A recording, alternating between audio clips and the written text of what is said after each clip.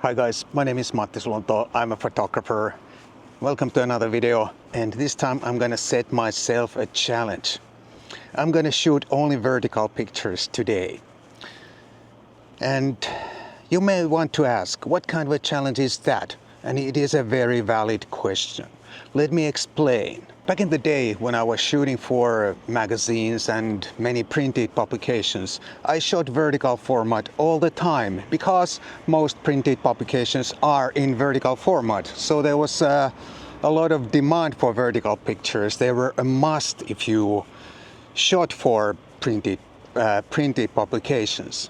But about or more than 6 years ago, when I started here on YouTube and quit all my commercial work, I pretty much also quit shooting vertical format because, in my opinion, in video, vertical pictures don't work that well. They only fill part of the frame. I'm talking about the traditional video format, which is horizontal landscape format. Vertical pictures, photographs, they only fill up part of the frame, and I don't think they look that great in video because of that. And so I pretty much stopped shooting vertical. And this time, today, I decided to force myself to do that and only shoot vertical format and sort of try to, at least for a short while, try to relearn shooting vertical and finding vertical compositions. Today I'm using my Sony a7 IV and the Viltrox 40mm f2.5 lens, but you can of course shoot vertical pictures on any camera and any lens. I just picked up this combo today because this Viltrox lens is new to Sony system. I already have tried out or tested this lens on my Nikon Z5, and it's a great budget lens for anyone who's looking for a vertical 40mm lens for their full-frame Sony or Nikon Z camera. So no need to really test out the lens anymore. It's a really nice budget lens for anyone, like I said. And also works great as a 60mm equivalent on an APS-C camera if you don't like 40 and you instead prefer something like a little bit long normal or very short telephoto lens. I'm really fond of this Sony color profile called FL. Someone told me it stands for film-like. I don't know if that is true, but it could be true. Anyway, I really like it, and I think it even rivals some of the Fuji film simulation. It's been available for a while already, but I have pretty much ignored it. But I sort of found it some time ago and started using it. And it looks really, really good. I like the colors and tonality. Today I'm not trying to create masterpieces. I don't mind if I happen to create one, but that is not my goal today. I'm just trying to force myself into shooting vertical format, like I said. And I think sometimes it's a good idea to set yourself a little bit of a challenge. It doesn't have to be anything groundbreaking or something really grand, just a little challenge. And at least it gives your brain something to work on, and it can make your photo walk more interesting. I find the 3:2 aspect ratio of the full frame format a little bit too long, especially for vertical compositions. It's okay, more okay for horizontal compositions, but for vertical compositions I find it a little bit too tall, and I feel I want to cut a little bit off from the top or the bottom of the frame. And I think my favorite aspect ratio, especially for vertical format, would be 4:3 or 3:4, whichever way that is.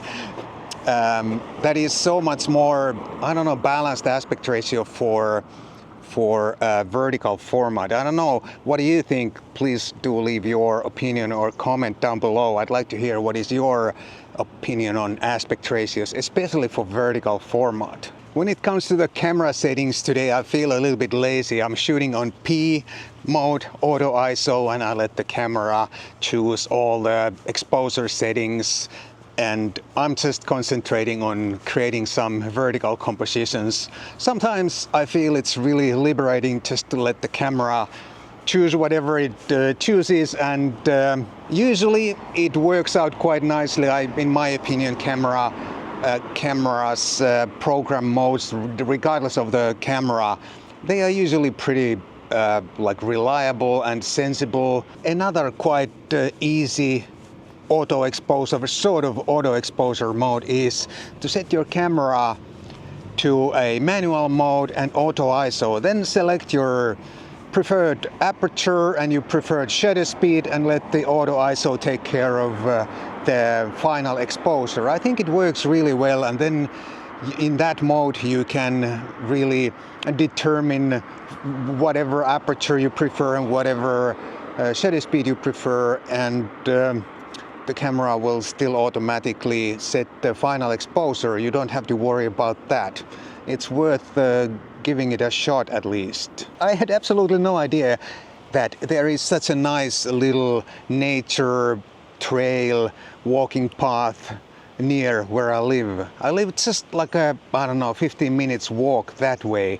I have never been here before. I have driven past or across this area many times along the street back there, but I've never walked here before. And I guess the takeaway is that you should always explore your own home neighborhood before traveling to far away destinations, because I really like it. It's not really the type of let's say location I'm very interested to shoot, but it's still a very nice place to walk around and maybe even capture a few decent shots. Wow, there is even a waterfall here. It's not a big waterfall, but it's a waterfall. What a treat. Gotta take a picture of that. Maybe I'll go to shutter priority for this one just to get a little bit of the water flow in my picture. I got a little carried away and shot a horizontal picture first, but then I remembered gotta stay in vertical format. Anyway, I think I prefer the short shutter speed better than the long shutter speed. What do you think? Let me know in the comments below. I'll show you both versions I shot. It's a cloudy day and the path here, or the trail, is a little bit in the shade, so there's not a whole lot of light here, and I think sometimes the P mode stays at wide open aperture for too long, and I may have to switch over to aperture priority if I want to get a little bit more depth of field. But still, I stand by what I said. I think P mode is really nice for many situations, and it really makes it super easy to take pictures. No need to worry about any settings, just shoot away and admire the results afterwards. Okay, looks like it's starting to rain. My lens is not weather sealed. I have no rain gear, whatever, rain jacket or anything with me. Let's see how this ends up, this whole photo walk. Just in case you are wondering about this camera strap, PGY Tech sent a couple of these straps to me, and I really like them. They have a quick release at the camera end and they feel like high quality straps. I'll put a link down below for these straps. It's not an affiliate link, I'll get nothing from it, but just in case you're looking for a new strap for your camera, please take a look. I like these. Now take a look at these 3 Lincolns in a row or side by side. That is a treat, and I have to get a vertical shot of this. It's a real treat. I love these old American classics. Fantastic find.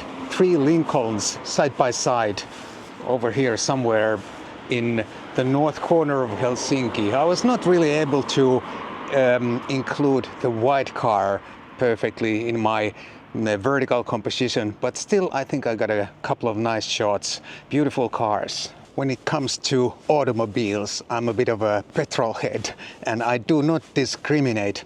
I admire all kinds of classics, regardless of their origin. I mean, if it's a Japanese, German, American, or some other classic car, I always need to take another look because they simply are so beautiful. And they don't make them like that anymore.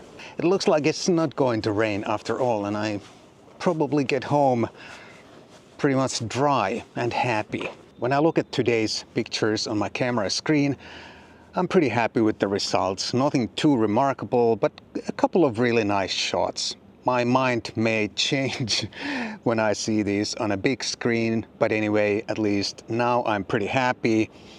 And before I wrap this up, please do leave your opinion down below. Do you shoot more vertical or horizontal format? I'd like to hear your view on this. This Viltrox 40mm f2.5 seems to work really nicely as expected.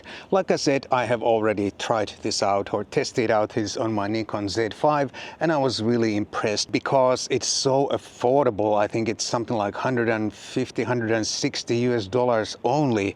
So I think it's a no-brainer really if you're looking for a 40mm for your full-frame Sony E-mount camera or your Nikon full-frame Z-mount camera. I think it's time to wrap up this photo walk. I'm almost home already. Thank you so much for joining in and I hope you enjoyed this photo walk, vertical photo walk. And if you did, please do consider supporting my channel and check out my e-zines link down below. Those are the best way to support my channel here on YouTube. Thank you so much one more time and hope to see you soon in the next one.